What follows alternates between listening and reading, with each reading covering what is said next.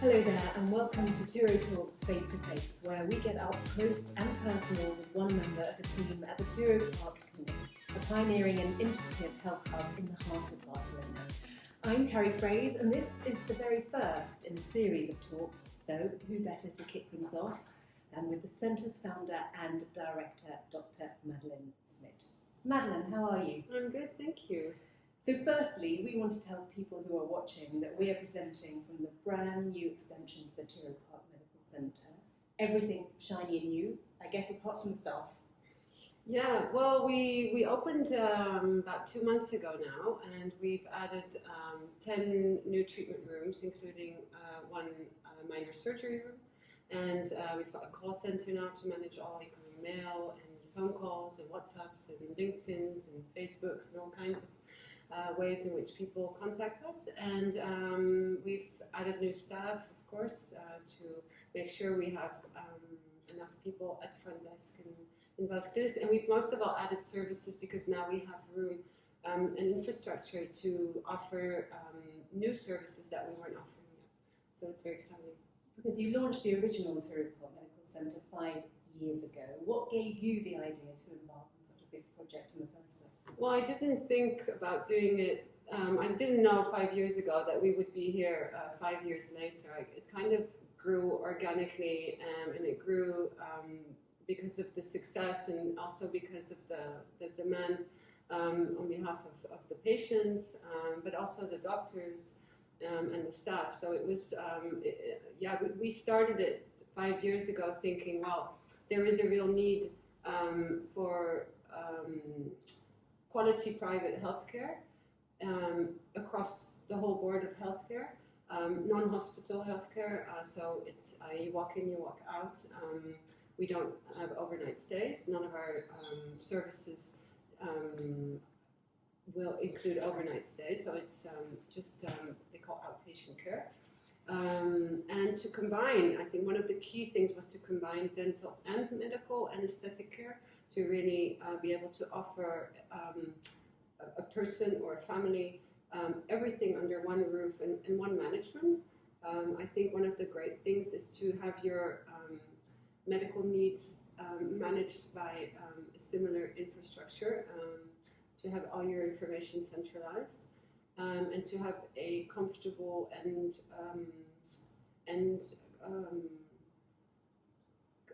friendly, somebody who knows you, a staff that knows you at the end of the day, that you can contact easily for whatever medical needs you may have. And so we started that 5 years ago on a very small scale because we didn't know if it was going to work. A lot of people thought it wouldn't work, but the idea was to really, there was a need in my mind, and from my experience living here and growing up internationally and living in different countries. There was a need to be able to consult, not only with the doctors, but also with the people you contact when you need information or you need an appointment or you need care after your appointment or your treatment in a language other than Spanish. Mm-hmm. And I think, especially in Barcelona, there was no such thing, and it was a bit of a let's do that and see what happens. Well, you've done incredibly well. I was going to touch on the multilingual element, because looking at the specialist areas that you cover, or some of them, general medicine, dentistry, gynecology, dermatology, pediatrics, cardiology, nutrition, infectious diseases, the list goes on. So how much of a challenge is it to find the right staff, not obviously being experts in their field, but someone who can speak multiple languages? Well, it started off where I did actually, to be honest, it was just me with I'm an orthodontist, so I was adamant to set up a practice where I could practice what I love to do, and I wanted to share that space as a medical co-working with other people that could offer services to that community of foreigners that I was aiming for, because that's where I feel comfortable. And Barcelona is a city that really invites it's very attractive and inviting to foreigners. But of course, Barcelona is not unique in that. I think our whole world is becoming internationalized, and we've seen this with COVID.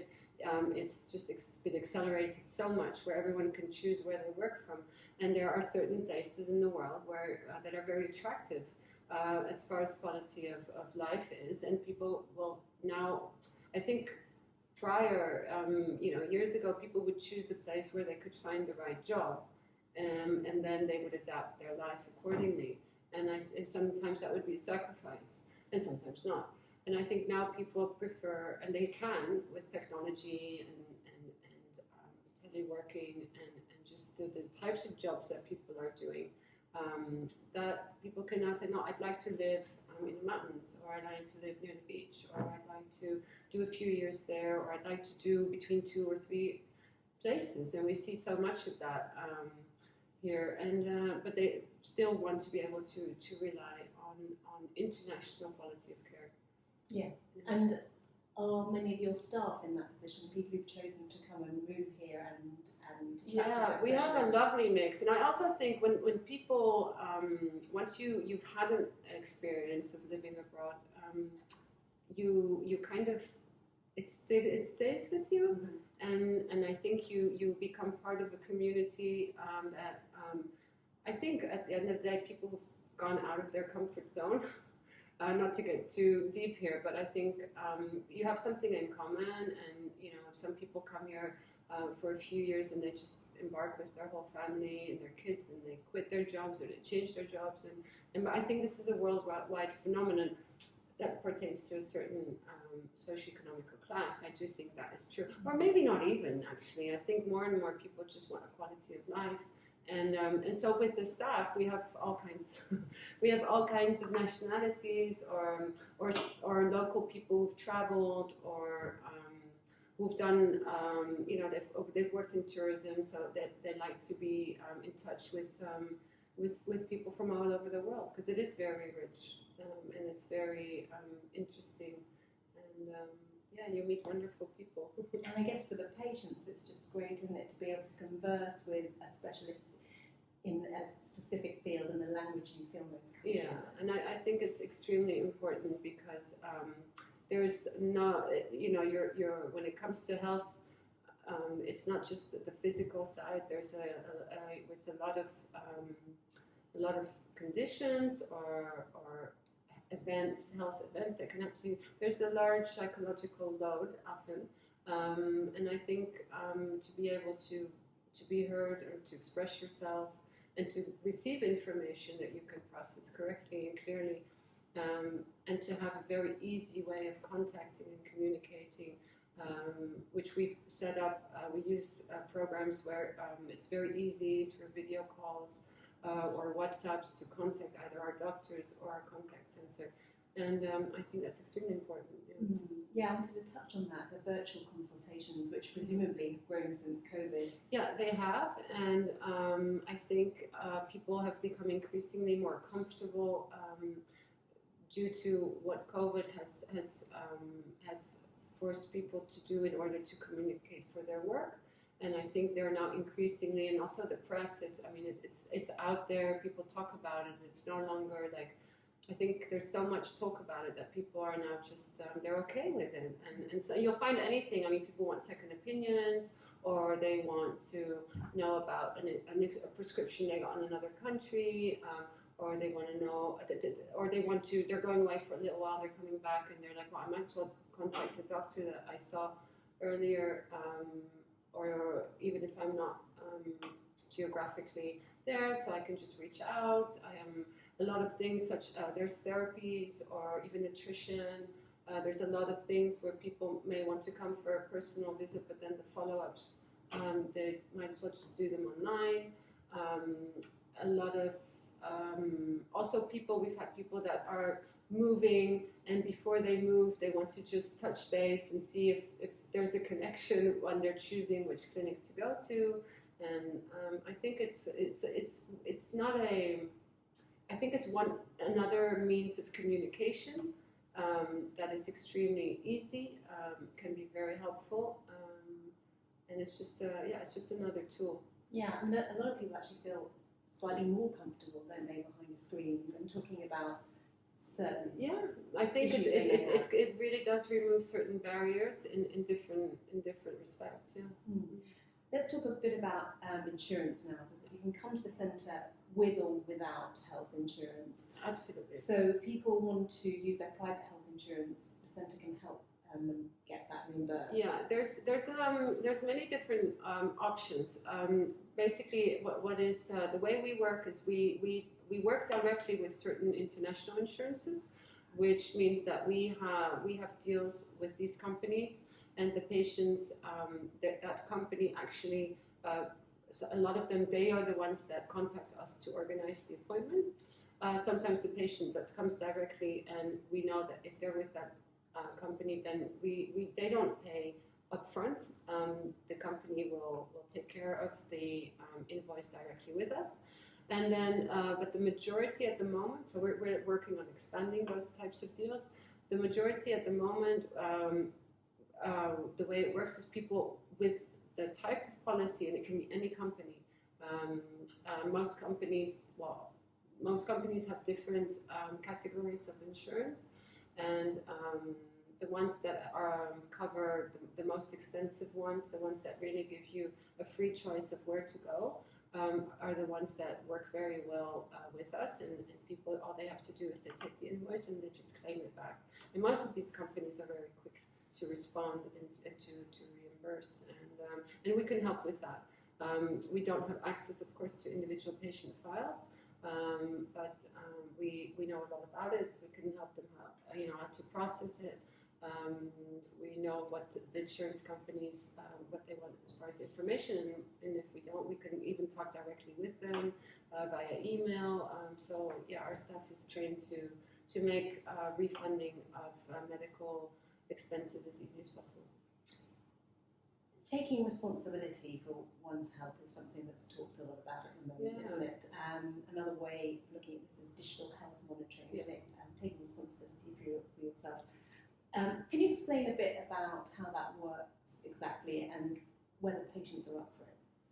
Well, I think one of the things is that, of course, there's an increasing amount of gadgets available, even applications on your iPhone to monitor your blood pressure, your heart rate. There's applications that are extremely good at screening for moles that may or may not be going, may be suspicious. There's a lot of things out there, and I think it's just the beginning. I think these tools will. I don't only think that. I think you can, if you read into digital health projects, a lot of this is just going to keep developing, and I think it's wonderful because again, it's another the physical presence between a doctor and a patient is becoming less and less important. Which is why we're also very much into developing the digital side of our clinic, where of course we have this physical location, and maybe tomorrow we'll have another one in another city, and another one in another city, but at the end of the day, that should only represent a percentage of the visits that we provide, and I think it's extremely important to also offer a product that is online, which includes not just the booking systems and the video consultations, but also the monitoring of certain vitals. I think it's very helpful because it makes it easier for people to keep a track. I think if you don't see, you don't know. And then you forget, or you forget, and then time goes by, and so I think it's important that as a health provider, we help people to remember when they should come in, to give them tools so they can monitor and give feedback digitally on their monitoring. So we have a patient portal on our medical and aesthetic clinic now, where there's also people have access to all their appointments, their invoices, and their lab results, and all those things. So I think I think it's very much goes with the times.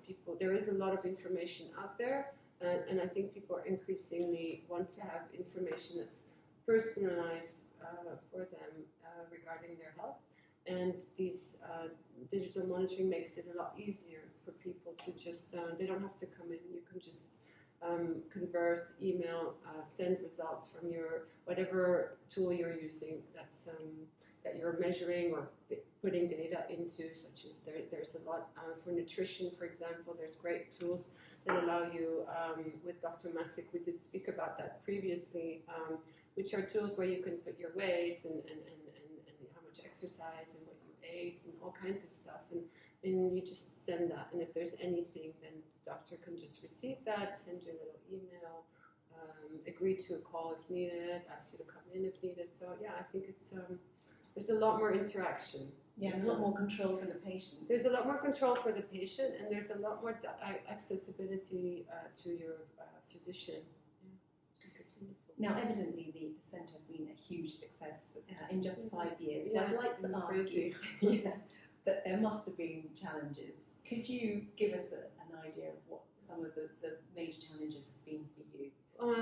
I think the major, there's many challenges. I think it's what our everyday is about, you know, overcoming challenges, and a lot of them have to do, there's a lot of digital challenges, but they are solutions, and they're wonderful tools, but implementing them is not always easy. I think one of the challenges, definitely is communication. I think you find that, I mean, I come from don't come from a business background at all, and so I think I found things that I thought were just obvious and self-evident. It's just learning how to delegate, how to transmit information, how to make sure that information is communicated in the right way. So that's as far, I think, as teamwork. I think that's one of the big things, understanding what people want, and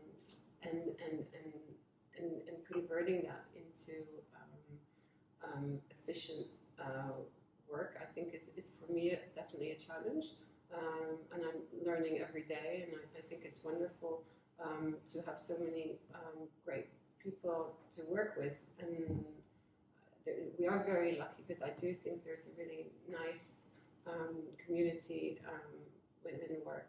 And the other challenge is just to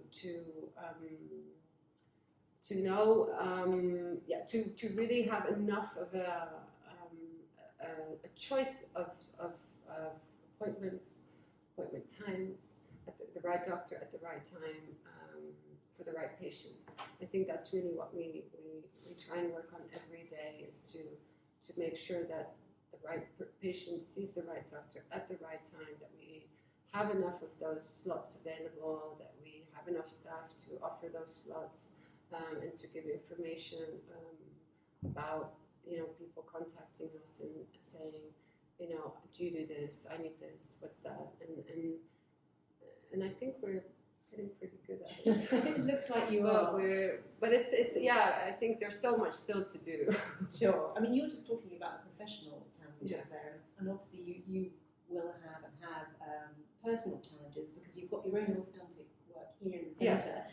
You've got a 13-year-old daughter, and presumably you've got to find time for some downtime for yourself. So how do you manage to get that balance? Or I swim. So that's the secret. I swim. Right. I swim, and I enjoy what I do very much. I didn't plan to do this. It kind of happened. I didn't see myself. It wasn't like a life goal or anything. But I think the idea, a seed was planted, and then I didn't want it to sort of just wither and die. And so whenever there was a difficult time, and there have been, because I don't think, you know, there's never a straight line of success. You know, we've had moments where of intense learning and learning from mistakes. But I enjoy being here. I like being with people. I think we're lucky that we're working in we're we're selling a product that is helpful. I think that's really, that's probably the biggest thing, because you know, we're not damaging the planet, and I think we're hopefully really helping people live better and feel better. And so, yeah, I think we laugh a lot at work. And but my downtime is swimming, friends, my family. You know, I think we all need a bit of that. Yeah. Nothing special. Yeah, we do. And you mentioned your family. You've got a 13-year-old daughter, as I mentioned, Olivia. But it's been a tough year for both of you. Yeah, it's been. She was diagnosed in March with type 1 diabetes, which was something we never crossed our mind. That I'm a Dutch mom, so you know, if she isn't like if isn't there the limb that's half dangling off her, I'll be like, you know, get on with it. So yeah, it was a big surprise. She wasn't well, and we had she was actually diagnosed at our clinic, and we've learned a lot. It's been an incredible journey, and it's, from what I understand, only the beginning. So we're 4 months in, and she's doing wonderful and amazing. But yeah, I think it was a real. You don't realize, I think, sometimes how important your health is until you have an event, and this can be forever. It can be short-lived. It can be just a scare, or it can be somebody close to you. It does affect more than just the person, and it's the whole family gets involved, and it is you realize that nothing is as valuable, nothing else really matters. There are no problems in the world, in your life, that you can't do something about. You can, if you don't like your job, or you're financially not where you want to be, then you can make changes. And if you're in relationships that are they friends, family, personal, that you're not comfortable in any longer, or whatever, you can again do something about it. When your health is not, there's something up with you physically, it's the only thing that you can not control, and there's a mental load that comes with that. Even with, you know, there's a lot of worse things than diabetes, of course.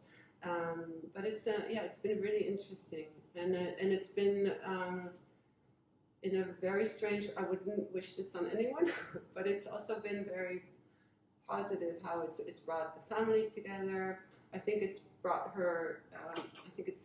She gained in maturity and focus, and so yeah, it's been interesting. But yeah, it's just the most valuable. And of course, you think, how come this is happening? And I've been trying to work and build something in healthcare. How interesting. Why is this? And I do think, and it's something I'd like to talk to you about in another episode, because there's a lot of misinformation, an incredible amount of misinformation, which I also did not have.